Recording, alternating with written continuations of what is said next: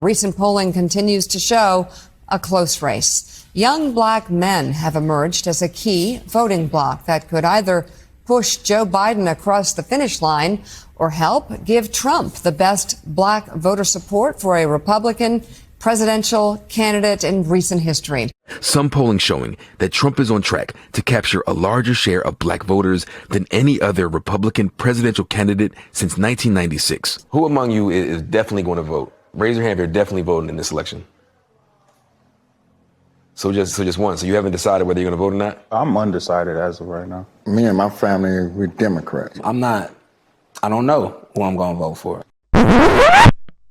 In 2008 and 2012, you voted for Barack Obama. 2016. I voted for Donald Trump.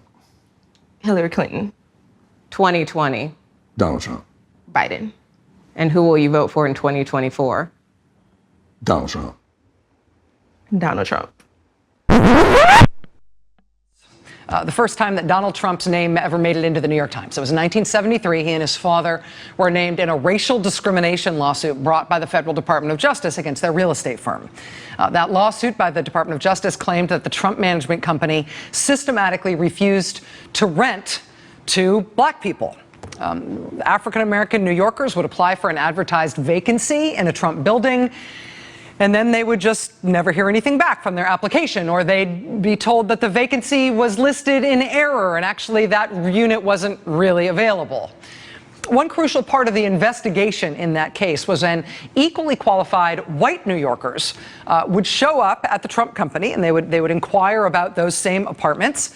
Magically, the suit alleged, the apartment would be back on the market and available for the white applicant, even though the black applicant had just been told that that apartment was gone.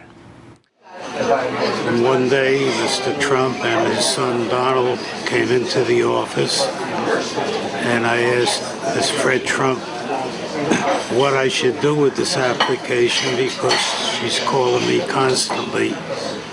And his response to me was, you know, I don't rent to the N-word. Put the application in a desk and forget about it. And when his father told you not to rent apartments to people of color, what was Donald's response?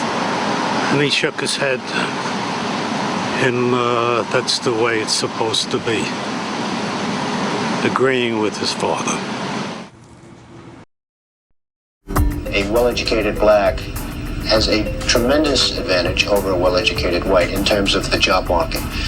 And I think sometimes a black may think that they don't really have the advantage or this or that, but in actuality, today, currently, it's a great. I've said on occasion, even about myself, if I was starting off today, I would love to be a well-educated black because I really believe they do have an actual advantage today.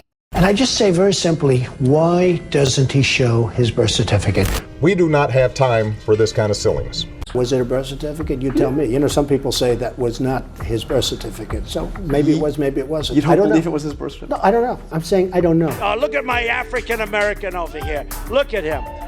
Are you the greatest? According to the New York Times, he complained that the 15,000 Haitian immigrants who received visas in 2017 all have AIDS. In that very same meeting, the Times reports, he said that once the 40,000 Nigerian immigrants given visas arrived in the U.S., they would never go back to their huts. The White House denies this report. The Post reports that according to two people briefed in the meeting, the president asked, quote, "Why are we having all these people from shithole countries come here?" referring to African countries and Haiti. The president then went on to talk about how they needed to bring in more people from places like Norway. In a new and truly stunning attack on his former White House aide and former primetime co-star Omarosa Manigat-Newman, this is what the president just wrote, quote, "When you give a crazed, crying lowlife a break and give her a job at the White House, I guess it just didn't work out. Good work by General Kelly for quickly firing that dog." When LeBron James opened the I Promise School in Akron, which provides free tuition, free transportation to and from school,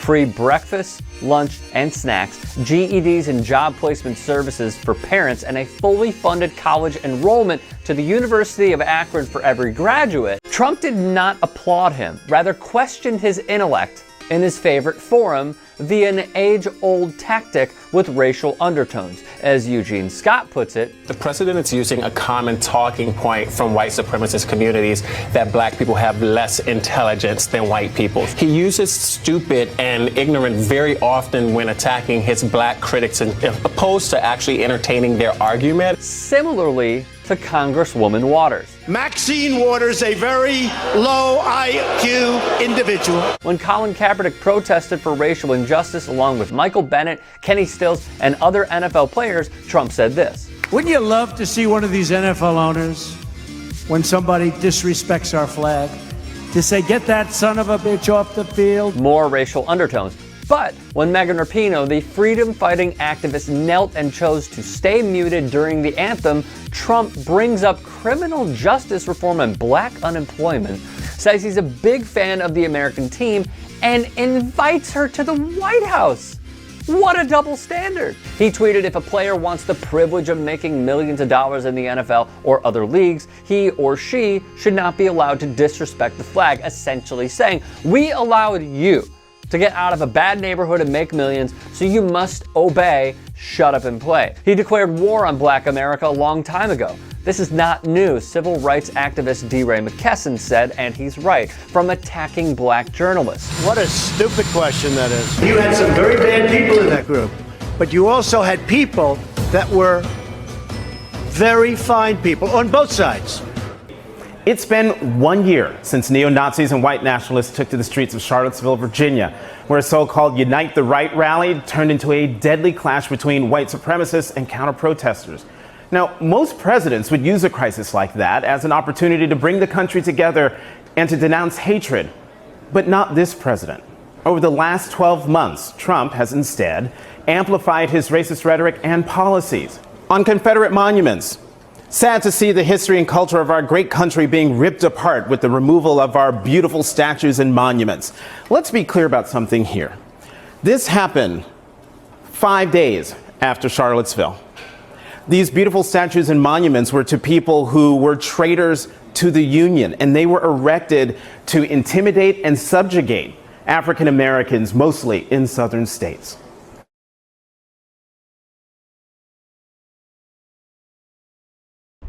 You better believe that I hate the people that took this girl and raped her brutally. You better believe it. And it's more than anger, it's hatred. And I want society to hate them.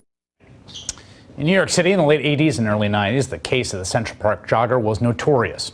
In April of 1989, a white woman who had been jogging was found brutally raped and beaten nearly to death in Central Park. Not long after the woman was discovered, 4 black teenagers, 1 Latino teenager were charged and jailed for the crime. The gruesome case whipped up an unbelievable hysteria throughout the city, the media ginning up fears with headlines about wolf packs and roving gangs and wilding. But the 5 boys, ages 14 to 16, had falsely confessed to the crime after hours of police interrogations. They were later tried, convicted, and sentenced to prison. But vindication for the group, known as the Central Park 5, came in 2002, when a convicted murderer and rapist confessed to the crime. And that confession was then corroborated by DNA. The prison sentences of the Central Park 5 were overturned, but by that time they had already served between 5 and 13 years. In 2014, the men were awarded a $40 million settlement from New York City. The story that had gripped the city for years came to a close, and yet one Manhattan resident's obsession with the case continues to this day. Just weeks after the crime was committed in 1989, Donald Trump took out a full-page ad in 4 New York newspapers advocating the return of the death penalty. And when the city awarded the men a settlement in 2014, Trump wrote an editorial in the Daily News calling the settlement a disgrace. And now, even now, as the presidential nominee for the Republican Party, Trump hasn't allowed science or evidence to change his initial reaction to the case. Just this week, Trump said he still considers the men, again, exonerated by the criminal justice system and by DNA scientific evidence, guilty.